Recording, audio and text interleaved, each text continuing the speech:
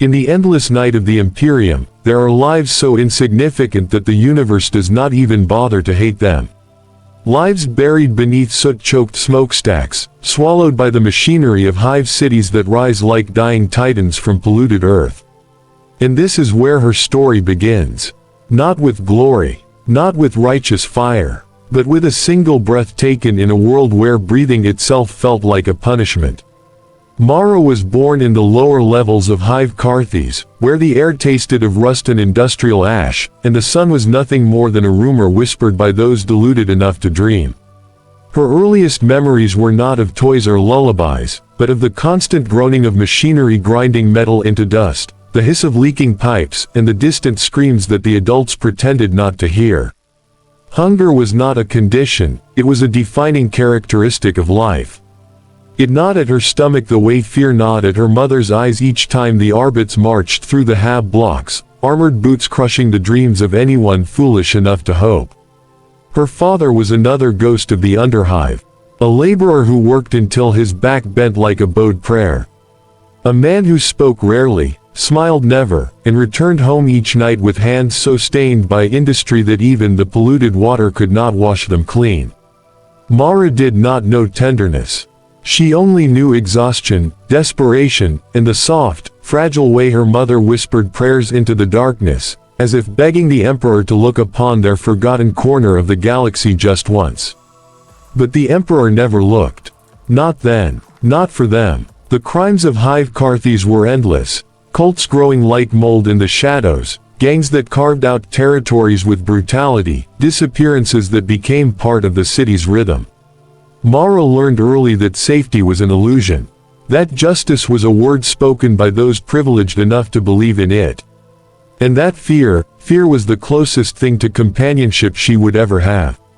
One night changed everything. She remembered it not through clarity, but through sensation, an overwhelming heat, the metallic taste of blood, the stink of burning flesh. She had woken to screams that did not sound human, and for a long time she wasn't sure if they had come from her own throat. A cultist uprising had erupted like a plague across the lower levels. Doors were ripped from hinges. Families dragged into the streets. Symbols carved onto walls with trembling hands. And somewhere in that chaos, her parents were swallowed whole, by flame, by blades, by madness. She never saw their faces again. The Arbits called it purification. Mara called it the end. She was taken with other children, if they could still be called children, rounded up in silent rows beneath floodlights that burned their eyes. There was no comfort offered, no explanation given, only the cold efficiency of an Imperium that viewed orphans not as victims, but as resources. And so, without ceremony, without goodbyes, she was transported to the Shola Progenium. Here, in a place where compassion was seen as weakness and discipline as salvation, Mara's new life began. A life that would shape her, break her, remake her, crush every soft part of her until the only thing left was faith, sharpened into a weapon. She did not yet know what she would become. But the universe already did. That was the moment Mara truly understood what it meant to be powerless in the Imperium. The night her parents' screams were swallowed by the chaos of the Underhive, she wasn't just losing a family, she was losing the last fragile thread of childhood she had left. And as she stood among the other children, bare feet on cold metal flooring, eyes stinging under the cruel floodlights, she sensed that the universe had just made a decision for her. A decision she would spend her entire life paying for. Before she ever held a bolter. Before she ever donned power armor. Before she ever whispered a prayer that might save her life. She was simply a terrified child being herded into transports like livestock. And if you stay with me until the end of this story, you'll understand the full, horrifying truth. The fate awaiting Mara was not chosen by faith. It was chosen by force. And by the end of this video, you will know the one terrible moment that defined her entire existence, something even the Imperium never recorded. The journey to the Shola Progenium was silent. Not out of discipline, but shock. Children sat motionless, trembling, clutching the remnants of their old lives, scraps of fabric, broken trinkets, or just the memory of a home already erased by fire. Mara had nothing to hold, nothing to cling to, only the rhythmic thrum of the transport engines and the hollow ache in her chest where fear and confusion battled for dominance. When they arrived, the doors opened not to kindness, but to authority so absolute it felt like a physical blow. Drill abbots stood in rows, their expressions carved from stone, their presence radiating a cold judgment that made the children instantly aware of their insignificance. There were no soothing voices, no words of comfort, only commands, orders, expectations. Everything was structured to replace panic with obedience. The Shola was not a sanctuary. It was an institution designed to strip away identity and rebuild it into something the Imperium could use. Within hours, names were replaced with numbers. Personal belongings were confiscated. Any sign of individuality was erased. Mara felt her world shrink into a single point: obey or suffer. And suffering came easily here. Every step she took inside the Shola felt like walking deeper into a labyrinth of discipline and fear. The hallways echoed with the sounds of drills, distant cries, and the relentless march of indoctrination. Children who resisted were corrected swiftly, always with the same phrase whispered coldly into their ears: pain teaches purity. And Mara learned quickly, too quickly. She memorized prayers not out of devotion, but out of fear of punishment. She recited catechisms not because she believed them yet, but because hesitation resulted in lashes. She learned to keep her head down, her voice steady, her expression blank. In a place where emotion was weakness and hesitation was sin, Mara built walls inside herself that even she didn't understand. But deep within those walls, a part of her still remembered the warmth of a mother's hand, the quiet hum of her father's voice after a long shift, the fleeting moments where life felt almost human. And though the Shola tried to grind those memories into dust, they refused to die. Those memories became her rebellion, her anchor, her spark of humanity. And one day, that spark would decide the fate of thousands. But that moment was far away. For now, Mara was just another orphan of the Imperium, shaped, sharpened, and stripped of everything she once was. And this was only the beginning of her descent into the unforgiving life of a sister of battle. For Mara, the answer came swiftly. Days after her arrival at the Shola Progenium blurred into a relentless cycle of discipline so unforgiving that it felt less like education and more like being reforged, pounded, hammered, and reshaped by forces she could neither fight nor understand. In the Shola, there was no softness, no warmth, no concept of mercy. Only order, only obedience, only the crushing expectation that the Emperor demanded perfection, and anything less was a sin-deserving pain. The indoctrination did not begin with shouting. It began with silence, a heavy, suffocating silence that the drill abbots used as a weapon. Silence during meals, silence during drills, silence during punishments, silence so absolute that the children quickly learned to fear their own voices. Words were privileges, questions were offenses, and crying was weakness, and weakness had no place in the Imperium's chosen. Mara learned this on her second morning, when a boy beside her hesitated in his prayer recitation. Just a single missed syllable. Just one moment of trembling fear. And the correction that followed was swift and brutal. The abbot didn't raise his voice. He didn't need to. The strike of the electro maul spoke for him. The boy collapsed. No one moved to help him. Not even the children who wanted to. Mara understood then. Compassion was punishable. Empathy was dangerous. Survival required silence. Over time, Mara felt her world narrowing into rigid lines. Wake, drill, pray, train, repeat. Every error brought punishment. Every accomplishment brought indifference. Praise was a myth. Encouragement was heresy. The Shola worked tirelessly to replace doubt with duty, fear with faith, and identity with unquestioning loyalty. And little by little, it succeeded. But not completely. There were moments, small, fragile moments, where Mara felt the old version of herself flicker in the darkness. When she lay awake at night on the cold cot, her body aching, her mind racing, she found herself remembering things she shouldn't. The sound of her mother humming quietly to drown out the screams outside their hab block. The heavy, soot-covered hands of her father resting on her shoulders, the smell of recycled steam rising from the underhive vents. Memories the Shola wanted her to forget, because memories made you human.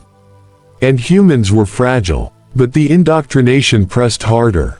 Lessons on purity. Lectures on sin. Rituals of confession where children admitted guilt they didn't even understand. Hours of kneeling in prayer until their legs went numb and their voices cracked. The abbots whispered constantly that suffering purified the soul, and Mara began to believe that maybe they were right. Maybe her pain meant something. Maybe her fear was a sign of divinity shaping her. Maybe the Emperor was watching after all. Yet there were nights when she felt trapped between two worlds, the girl she once was, and the weapon she was being forced to become. The Shola demanded she abandon her past, but her past clung to her like a ghost, whispering doubts, whispering memories, whispering soft reminders of a life with warmth, something the Imperium despised. And still, she endured. Endured the drills that broke bones. Endured the catechisms that broke minds. Endured the punishments that broke spirits. But not hers. Not yet. Mara didn't know it, but the abbots had already marked her as exceptional, stronger than most, more resilient than expected, more focused than the children around her. And that strength would soon lead her down a path even more brutal, more demanding, more merciless than the Shola itself. Because the Emperor's vast war machine needed more than obedient citizens. It needed warriors. And Mara was about to be chosen for a destiny that would consume every part of her body, soul, and sanity. In the Shola progenium, the answer was carved into flesh long before it reached the mind. For Mara, the lesson came not in the form of scripture, but in agony delivered with the calm precision of a surgeon. Pain was not punishment here. Pain was doctrine. It was the language through which the Imperium spoke most fluently, shaping children into instruments of unwavering obedience. The first time Mara faced this truth was during a morning drill, one that began like any other. Endless lines of children stood in perfect silence, practicing stances, recitations, and responses so rigidly memorized that even breathing felt like part of the choreography. A single deviation, a single mistake, was all it took to earn the abbots' attention. And attention was the last thing any child wanted. When Mara's legs trembled from exhaustion and her stance shifted a hair too wide, she didn't even realize her mistake until she heard the crack of the shock rod behind her. It struck the back of her calf with a burning jolt that sent her collapsing to one knee. She tried to stand, but her muscles spasmed uncontrollably. Another strike landed across her shoulder. Then another. The abbots never shouted, they corrected with a detached serenity that made the pain feel colder, more calculated. The other children did not flinch. They did not gasp. They did not look at her. Looking meant acknowledging. Acknowledging meant sympathy. Sympathy meant weakness. And weakness led to punishment. Mara forced herself back onto trembling feet, her breath sharp, her eyes fixed forward. And through the haze of pain, she finally understood what the abbots meant when they repeated those four sacred words, "Pain teaches purity." It was not cruelty. Not to them. It was training. From that day forward, pain became her shadow. Every mistake was etched into her skin until her body became a living scripture of her failures and her endurance.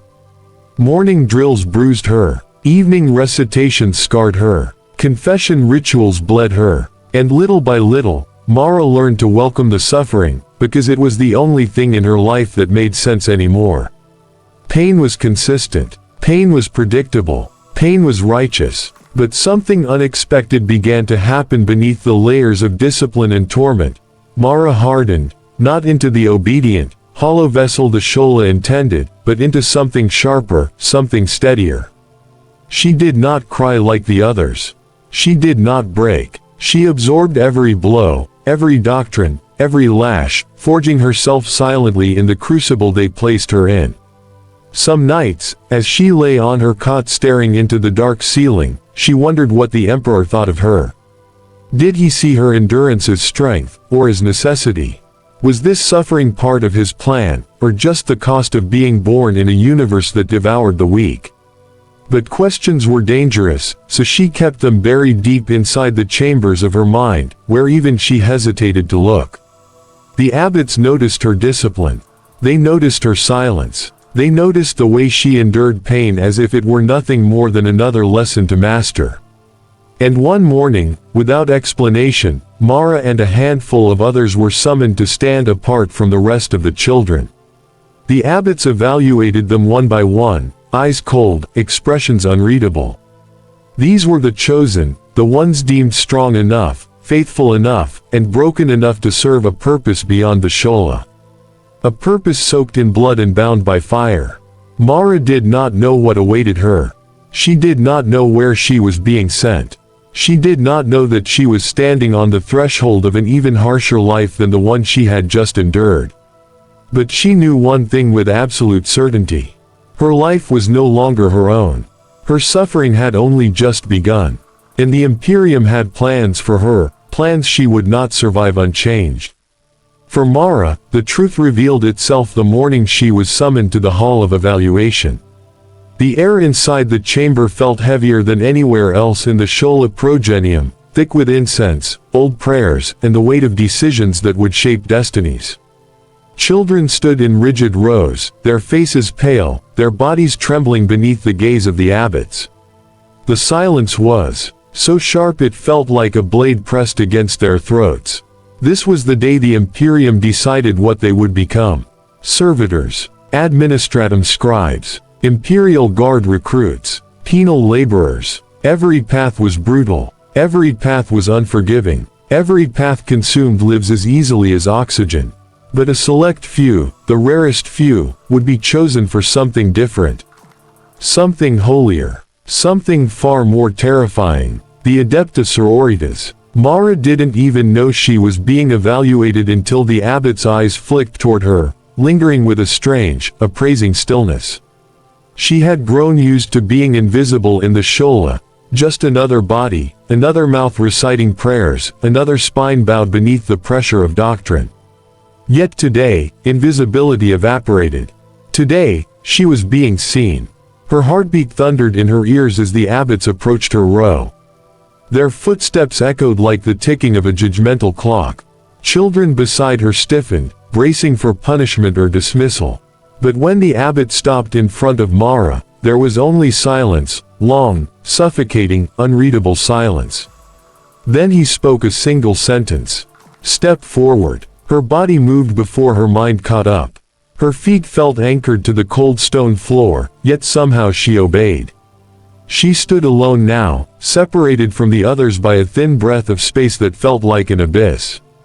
A second abbot approached, older, his face carved with decades of duty.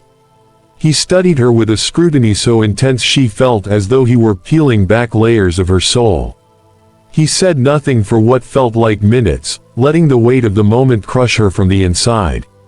Finally, he nodded once, barely a movement, and murmured to the others.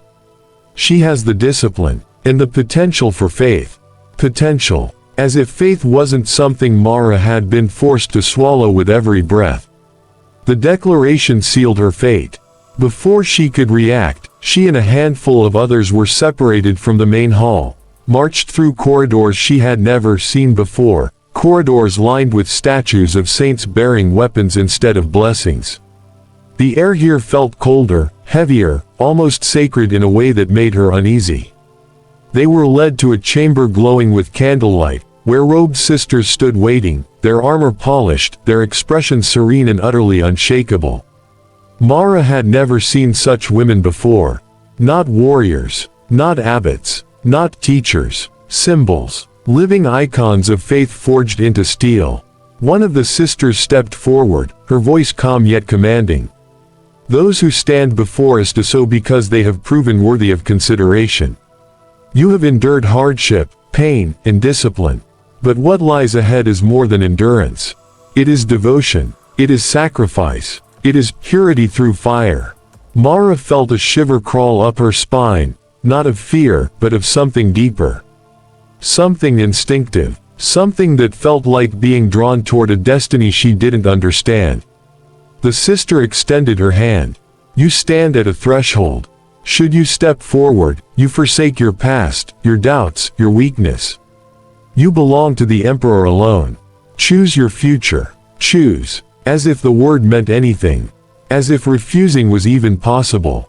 As if a child robbed of everything had any future left except the one chosen for her. Still, the pause before she answered felt like an eternity. Mara thought of her parents' screams echoing in the burning streets of Hive Carthes. She thought of the lashings, the drills, the prayers forced between her teeth. She thought of pain becoming the only truth she understood. And in that suspended moment, the question was not whether she wanted this life, but whether not choosing it would leave her with anything at all. She stepped forward. The sister's voice rose again, solemn and final. Then from this moment, you are bound by fire. You will be unbroken. It was the closest thing to a promise she had heard in years. Even if she didn't yet understand the price. Mara had been chosen, not rescued. Chosen, to be molded into something the Imperium needed more than innocence, more than humanity, more than hope. A weapon of devotion, a vessel of unyielding fate, a soul soon to be tested by fire, scars, and truth. Her life in the Shola had ended. What came next would be far worse, and far holier, because by the time we reach this point in the Emperor's long and tragic story, the truth becomes painfully clear. It isn't faith, it isn't order, and it certainly isn't unity. It's fear. Fear of extinction. Fear of chaos. Fear of a galaxy that wants mankind erased. And that fear has shaped every decision, every sacrifice, and every crime committed in the Emperor's name. Because in the Imperium, especially for those who serve on the front lines of the ecclesiarchy, that transformation isn't rare, it's expected. And by this point in our journey, the sister of battle we have been following is no longer the same woman who once trembled in the Shola, whispering prayers to steady her shaking hands. She has become something sharper, harder, and far more terrifying. The galaxy has worked its claws into her. Every battlefield, every corpse, every burning world has chipped away little fragments of the girl she once was. Not because she wanted to change. No one ever wants to lose themselves, but because the galaxy doesn't wait. It doesn't pause. It devours the soft and reforges the survivors into weapons. And that's exactly what she's becoming, a weapon carved by tragedy, tempered by ritual, and sharpened by faith. But the strange thing is, she isn't just losing pieces of herself. She's gaining something too, a clarity. A sense of purpose so powerful it burns through exhaustion and grief. When she steps onto a battlefield now, she doesn't hesitate or question. She moves with a terrifying instinct, the kind that only forms after surviving the impossible again and again. She understands the rhythm of war like a second heartbeat. She reads danger in the air before it takes shape. She feels the presence of the Emperor not as a distant symbol, but as a constant pressure behind her soul. And the ecclesiarchy sees this. They see the spark inside her, the potential to rise far beyond the rank and file. Not for glory, not for recognition, but because some individuals simply fit their fate too well. Those individuals are elevated, shaped, and sometimes broken in the process. And she is approaching that threshold. Her superiors begin to test her in ways she cannot voice aloud. Missions that make no sense. Orders that feel like traps. Decisions where every option is a form of damnation. This isn't punishment, it's evaluation. Will she obey beyond fear, beyond suffering, beyond reason? Because obedience, in the Adepta Sororitas, isn't merely loyalty, it is a demonstration of absolute faith. And absolute faith is the key to unlocking a future she cannot yet imagine. Yet lurking beneath these trials is another truth, one far more subtle. The more she rises, the more she is watched. Not just by the canoness, not just by the chaplains, but by those who operate in shadows, the confessors who can sense corruption in a heartbeat, the inquisitors who scrutinize purity with predatory precision, the administrators who measure potential as coldly as numbers on parchment. They all want to see whether her loyalty comes from conviction or from desperation. And through all of this pressure, a dangerous question begins to whisper in her thoughts. If the Emperor himself could see the cost of her devotion, would he approve, or would even he flinch? That question doesn't weaken her. It doesn't sow doubt. Instead, it ignites something deeper, a determination to prove that her suffering has meaning. That her pain creates purpose. That every scar etched into her soul is a form of worship. And in this crucible, her transformation accelerates. Her old self is fading. Her new self is emerging. And the galaxy is about to learn what happens when a soul survives everything meant to destroy it. When the path ahead no longer branches, no longer opens, but narrows into a single direction you cannot escape. That is exactly where our sister now stands. By this stage of her life, after years of pain, fire, indoctrination, survival, and silent transformation, she has reached the point where her future is no longer hers.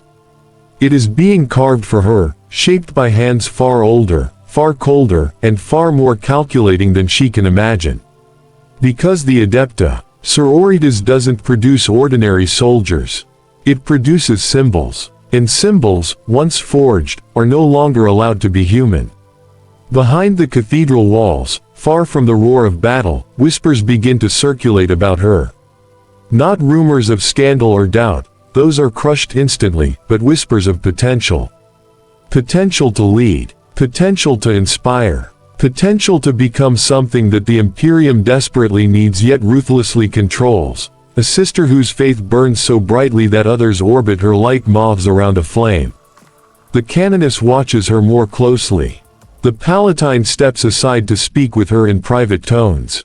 The confessors begin asking questions that reveal more about her inner world than she ever intended to show. Each encounter feels like a test designed to peel away the last layers of the person she used to be. And she passes every single one. Not because she wants to pass them, but because she no longer knows how to fail. Yet even as she rises, something unexpected begins to happen around her. The sisters who once dismissed her as inexperienced now follow her without hesitation. Veterans who survived dozens of crusades find themselves instinctively rallying beside her. Even the Canoness, in rare unguarded moments, observes her with a blend of pride and caution, because leaders like her don't appear by accident. They appear at turning points, moments when entire worlds are on the brink of being consumed by darkness. And that darkness is near. Reports begin filtering through the Choir Astronomica. Vox channels fill with fragmented distress calls.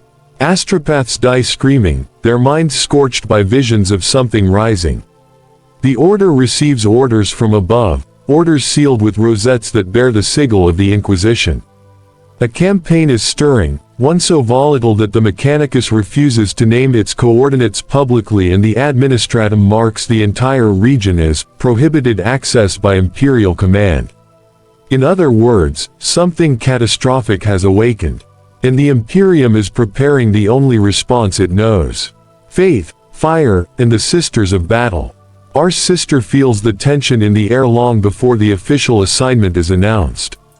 She can taste it, like metal, like smoke, like the faint scent of a storm crawling over the horizon. Every instinct sharpened through years of battle tells her that the galaxy is about to demand something brutal from her.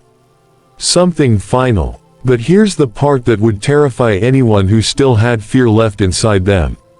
Instead of dreading what's coming, she feels ready. Ready in a way that borders on frightening. Ready in a way that echoes destiny. Because this moment, this mission, this gathering storm, feels like the conclusion of every wound, every prayer, every trial she has endured. It feels like the Emperor is positioning her for something she cannot yet see, something vast and merciless and sacred. And perhaps that is why she does not hesitate when the order finally comes. Not even for a heartbeat. The Canoness summons her. The Inquisitor stands waiting. The assignment is spoken aloud. And with the weight of an entire crusade looming behind her, she bows her head, and accepts. What she cannot know, what no one can know, is that this mission will lead her to the edge of the Imperium's deepest nightmares, and into the truth of what it really means to be a sister of battle. That strange mixture of dread and purpose, terror and clarity, is exactly what swallows our sister the moment preparations for the crusade begin. Because this is no ordinary deployment. This is not another cleansing, another purge, another brutal but familiar operation. No, this is something else entirely. Something the Imperium does not name unless it has no other choice. A convergence. A point in space where threats overlap, where predictions fail, where the warp's whispers grow teeth. Even the Inquisitor assigned to oversee the operation walks with the tension of a man who has stared too long into forbidden truths. His presence alone tells her everything she needs to know. Whatever waits for them is beyond mortal comprehension. For days, the Order mobilizes. War vaults open with the solemnity of tombs. Relics older than some planets are brought forth, icons that hum with ancient fury, weaponry that has tasted the blood of heretics for centuries.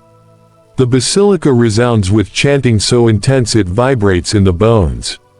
Every sister, from novices to veterans adorned with a lifetime of scars, prepares as though this might be the last campaign they ever march into. And maybe it will be. Somewhere deep inside, our sister senses this. But instead of fear, she feels focus. A sharpened stillness. A strange, almost serene sense of inevitability. On the eve of departure, she kneels in the basilica's dim glow, surrounded by candles burning low. The air smells of incense and old stone. She prays, not for survival, not for victory, but for purpose. For clarity. For strength enough to do what must be done when the moment comes. Somewhere in the silence, she feels a presence, not warm, not gentle, but vast and unyielding. And she understands, the Emperor does not grant comfort.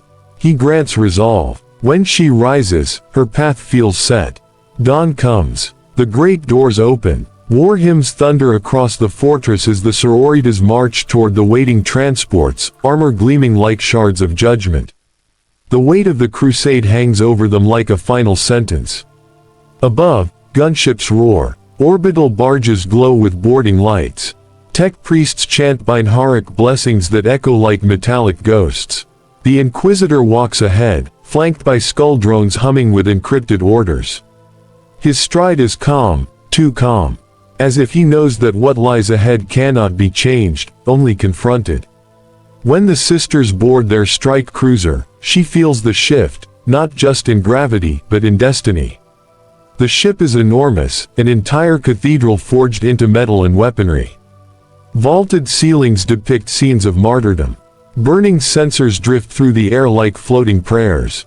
Choirs of servitors chant in monotone harmony, weaving faith into the very machinery of war. But beneath that sacred veneer, tension coils like a serpent. Astropaths whisper warnings no one can decipher. Navigators speak of warp currents moving against logic. Mechanicus adepts murmur about signals detected, then lost, patterns that should not exist. And through all of it, the Inquisitor watches. Evaluating, waiting, measuring their readiness for the horror he suspects is coming. When the cruiser finally detonates into the warp, reality bends. The ship trembles as if moving through a living ocean. Shadows stretch. Echoes linger too long. The void outside pulses with sickening color. But for the first time in her life, she does not pray in fear. She stands at the viewing port, eyes fixed on the impossible currents swirling around them, and whispers a vow that chills even her. I will not break. Because deep within her soul, buried under faith, pain, and indoctrination, she senses the truth. This mission is not just about purging corruption or defending humanity. This mission is about discovering what she truly is, and what she is meant to become. That is exactly what our sister experiences as the strike cruiser cuts through the warp toward their destination. Because strangely, impossibly, everything is calm. Too calm. The warp is never silent. It is a storm of thoughts, screams, memories, and nightmares. It claws at ships, whispers through steel, gnaws at the minds of the weak. Yet now, as the sisters gather in the sanctum, sharpening blades and polishing armor, a suffocating stillness presses against the hull. Even the most veteran among them shift uneasily, though none dare say the words forming in their minds, "Something is watching us." The Inquisitor senses it too. He moves through the corridors with increasing urgency, consulting his data slate so frequently that even the servitors assigned to him begin to glitch from stress. Every few hours he vanishes into sealed chambers, doors marked with sigils warning the uninitiated to stay away. Whatever information he possesses, he refuses to share it, not even with the canoness. And our sister, she feels the pressure more intensely than anyone. It begins subtly. A headache, a shiver, a flicker at the edge of her vision. At first she dismisses it as warped turbulence, nothing more. But the sensations grow stronger. Shadows stretch longer than they should. Whispered prayers echo from empty hallways. And sometimes, in the reflection of her polished armor, she sees her own eyes looking back at her with an intensity that feels foreign. It isn't madness. It isn't corruption. It's something else. Something awakening. Days pass, though the concept of time loses meaning in the warp. The tension aboard the cruiser grows thicker, heavier, almost tangible. Even the chaplains notice it, increasing the frequency of sermons to keep morale from fracturing. The sororitas chant litanies until their voices crack, trying to drown out the oppressive quiet surrounding them. Yet no matter how loudly they pray, the silence persists. And silence, in the warp, is never a blessing. It is a warning. Finally, after what feels like an eternity, the alarm chimes. They have reached real space. The transition slams into the ship with brutal force, as if the universe itself is exhaling in relief. Systems flicker. Candles gutter. Vox channels scream with static. But the sisters remain steady, bracing themselves for whatever awaits beyond the void. Then they see the planet. A world shrouded in darkness. Not night, darkness. A thick, unnatural shadow swallowing entire continents, pulsing like a wound in reality.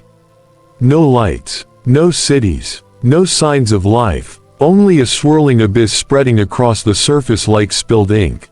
Even the canoness hesitates at the sight. The Inquisitor does not. He orders immediate deployment. No reconnaissance, no hesitation, no warning. The sisters file into the drop bays, reciting prayers with a vigor driven not by routine but by fear they refuse to show. Our sister stands among them, hands steady, heart steady, but mind burning with questions. Why this world? What caused the darkness below? And why does the Inquisitor look less like a commander preparing for war, and more like a man racing against time? As the drop pod seals around her, she presses her gauntleted hand to the cold interior and whispers a final prayer, not for protection, not for victory, but for truth. Because the closer they draw to the planet, the more she feels it. This mission is not what they were told. This planet is not merely corrupted. And what waits for them below is not an enemy, but a revelation. The engines ignite. Gravity pulls. The pod screams toward the abyss. And our sister, suspended between the safety of ignorance and the terror of understanding, braces herself for the moment everything she believes will be tested. And possibly destroyed. That is the moment our sister faces as her drop pod tears through the poisoned skies of the dead world below. There is no sunlight, no horizon, only the roiling, unnatural darkness that seems to pulse in time with her heartbeat. It is as if the planet itself is alive, and waiting.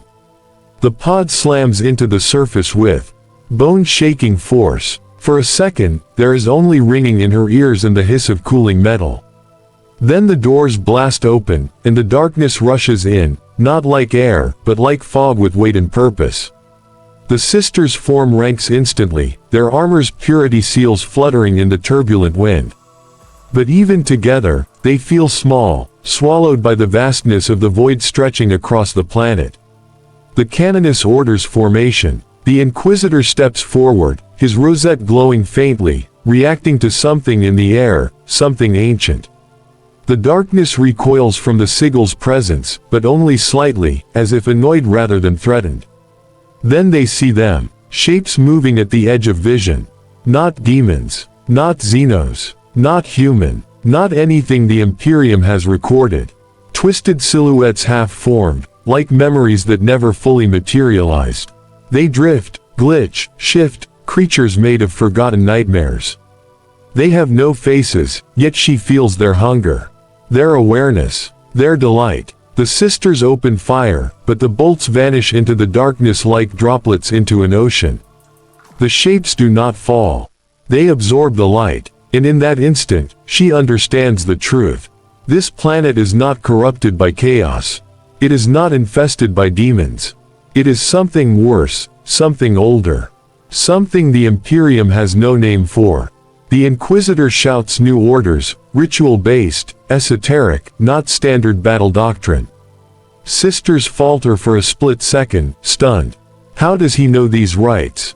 Why does he sound like a man who has seen this before? But before they can question, the darkness attacks.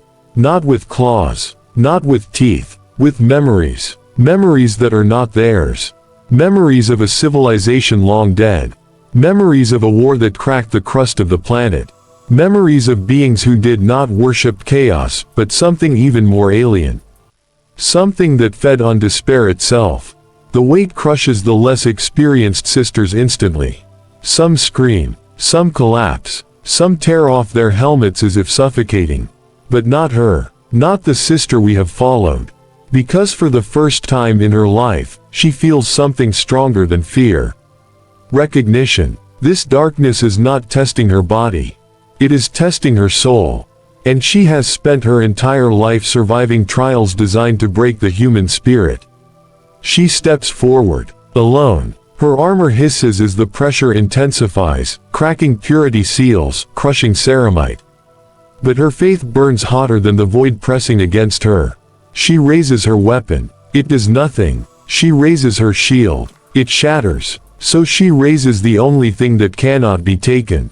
Her voice. She begins to pray. Soft at first, then louder still. Not for protection, not for mercy, but for the Emperor to witness her. The darkness recoils, not from the words, but from the conviction behind them. From the raw, unbreakable will of a soul that refuses to kneel. The canoness sees it. The sisters see it. Even the Inquisitor, usually cold and unreadable, stares at her with an expression approaching awe. Her prayer becomes a roar, a weapon of pure defiance. The ground trembles, the sky cracks, light, real, impossible light, erupts from the fractures spreading beneath her feet. The darkness shrieks, folds inward, implodes, and when the light finally fades, the world is silent, truly silent. The sisters kneel. The canoness bows her head. The Inquisitor clasps his rosette with trembling hands. Because what they have witnessed is not just survival, not just victory, not just faith. They have witnessed a miracle. The kind that hasn't been seen in centuries. When they return to the strike cruiser, the reports are sealed. The truth is buried. The Inquisition classifies the entire mission. But some things cannot be hidden. Not forever. Whispers begin spreading through the order. Rumors of a sister whose prayer shattered a darkness no weapon could touch. A sister whose soul burned bright enough to wound the unseen. A sister marked, not by corruption, but by purpose. She does not seek the attention. She does not crave the praise. But she cannot deny the feeling growing inside her. A certainty that the Emperor did not save her. He chose her. And from this moment forward, her life is no longer her own. She is more than a soldier, more than a warrior, more than a symbol. She is a weapon of faith, and the galaxy will tremble when she is unleashed again.